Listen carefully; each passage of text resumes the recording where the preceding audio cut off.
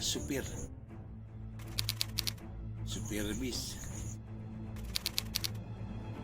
jurusan itu akap gitu. Alhamdulillah ini dulu pernah ikut saya jadi ngenekin ini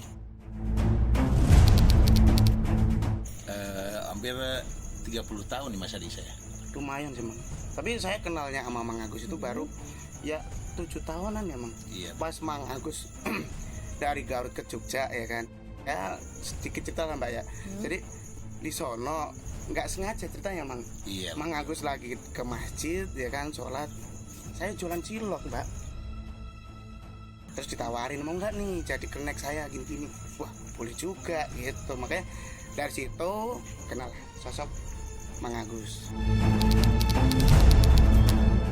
Kalau interaksi ya Mbak, sebenarnya enggak terlalu. Cuman kalau untuk ngelihat apa kasat apa suara gitu, cenderung ke situ sih Mbak. Jadi kalau kayak interaksi gua apa saya gitu ya, terus interaksi sama ya jin apa itu setan kita nggak tahu, itu belum. Cuma kalau ngelihat apa pernah sih Mbak. Jadi dulu ya Mang ya, iya. Pas yang saya ceritain dulu pas di Jogja waktu itu. Betul. Jadi saya nih Mbak ceritanya lagi pulang dari nonton ya dangdut kecil-kecilan ya di kampung gitu. Nah dari situ saya pulang nih Mbak, tahu-tahu di belakang diboncengin Mbak, nggak tahu itu sosok poci kah apa itu Mbak Kunti juga. Awal dari situ kesini-sini kok sering lihat gitu.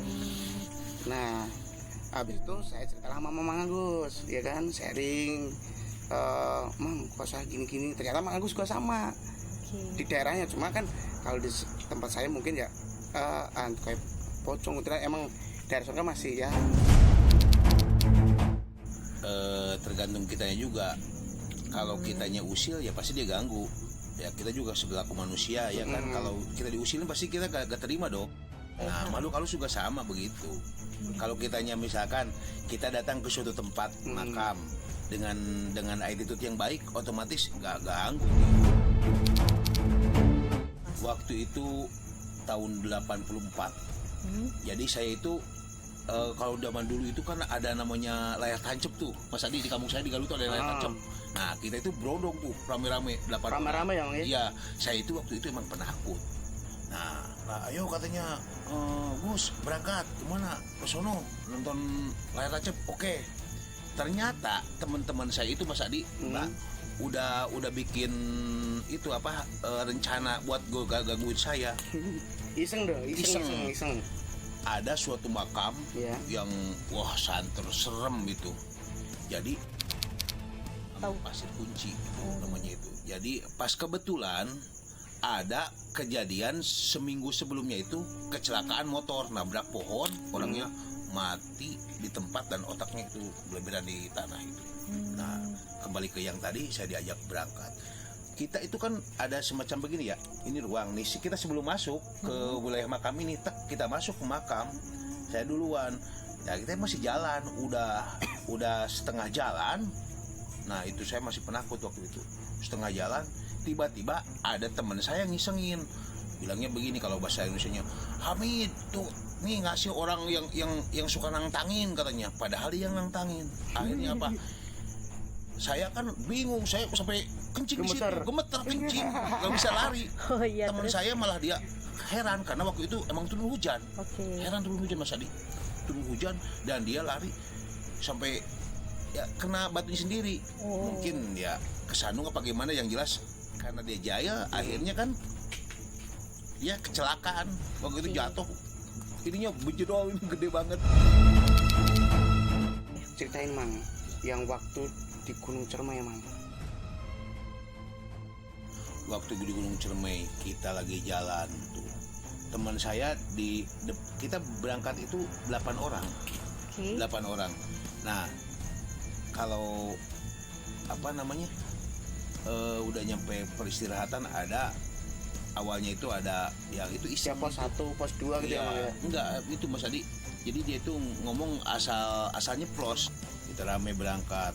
Nah Mas Adi waktu itu kita udah jalan kan, kita udah tahu 8 orang ya.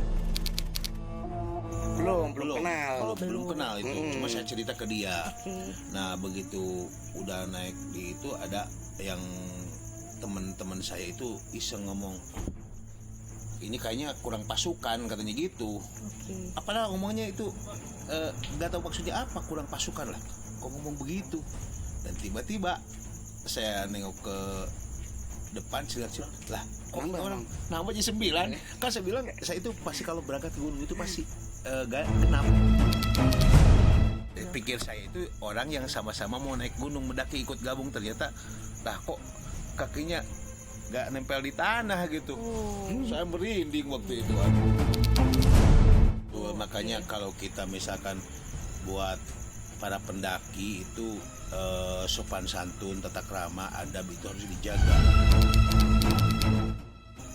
Setahu saya ya Mbak, kalau di Jawa kalau masalah kayak ngisi kanuragan lah gitu kan, itu sebenarnya sih ada. Jadi kayak buat membentengi lah.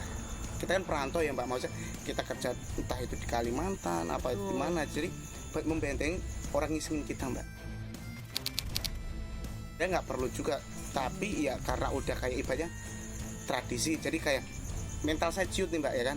Terus saya kan nggak berani ke sono karena lu ke sono berguru ke sono, apa entah itu silat tapi ada isinya bagaimana, ada pegangan lah Mbak ibaratnya gitu. Jadi kita ke situ pun ke lingkup yang baru gitu nggak canggung, jadi kayak udah ada mental lah, udah ada keberanian berbaur untuk ke situ gitu. Tapi kalau seumpama nggak berguru pun, kalau kita udah rasa yakin gue bisa ya itu udah, jadi Pedenya ningkat gitu ya biasa sih kalau kayak gitu nih Mbak. Itu dari guru satu sama satu itu beda-beda, kayak seumpama nih puasa mutih dulu, atau entah itu kamu nggak boleh makan daging-dagingan dulu, apa entah itu yang harus ngelakonin apa berjalan tengah malam apa gimana, itu pasti ada.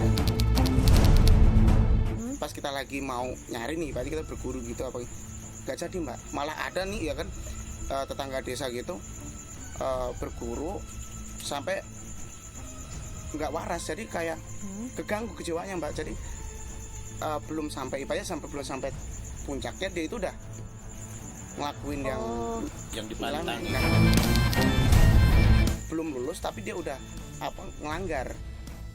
Jadi ya gitu, dia itu kayak semacam kadang normal, kadang kerasukan yang dibawa. Jadi kalau di Jawa itu ya Mang ya, kayak ibaratnya di Garut pasti juga ada yang namanya kayak lu berguru tapi ntar ada dayang-dayangnya yang ikut. Iya betul. Gitu, yang dampingin gitu. Nah, biar dia bisa diingatkan kalau dia takutnya melanggar, takutnya kan lupa. Misalkan kayak begini, misalkan saya nih mau kayak Mas Adi tadi pergi kemana gitu. Nah itu diingatkan, misalkan jangan sampai kan kamu itu minum air teh. Nah misalkan begitu, tiba-tiba itu kan bisa dipukul dulu apa gimana gitu air teh biar lulus maksudnya gitu.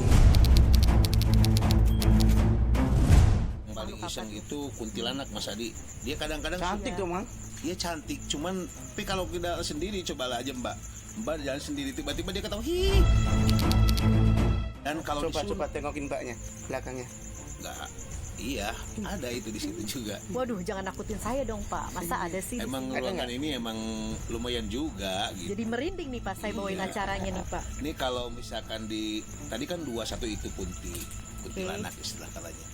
Yang satunya itu kalau di Sunda itu namanya itu aden-aden. Ya, Aden-aden itu yang begini Bang. bukan. Itu apaan? Itu mau ulekan. Ngadon. Oh ngadon, itu mau ulekan nih buat ngadon. Nah kalau aden-aden itu hidungnya nggak ada. Jadi dia itu kalau di Sunda itu aden-aden itu pantangannya itu, kalau kata orang Sunda itu jangan suka nyalain api di tungku. Kalau kata bahasa Sunda mah hawu tungku itu kan. Jadi kalau mau maghrib menjelang sore jam 5 itu harus sudah mati semua. Apalagi kalau hujan rintik-rintik. Ya, Nah itu datangnya itu pas hujan rintik-rintik tiba-tiba. Ya gini nih Mang ya kan. Ini rintik-rintik nih Mang. Nah itu dia. Tapi kan kita gak nyalain api pas tadi. Ya ini rokok. Ya. Habis ya kan? Iya rokoknya habis. Ntar kita beli lagi di jalan.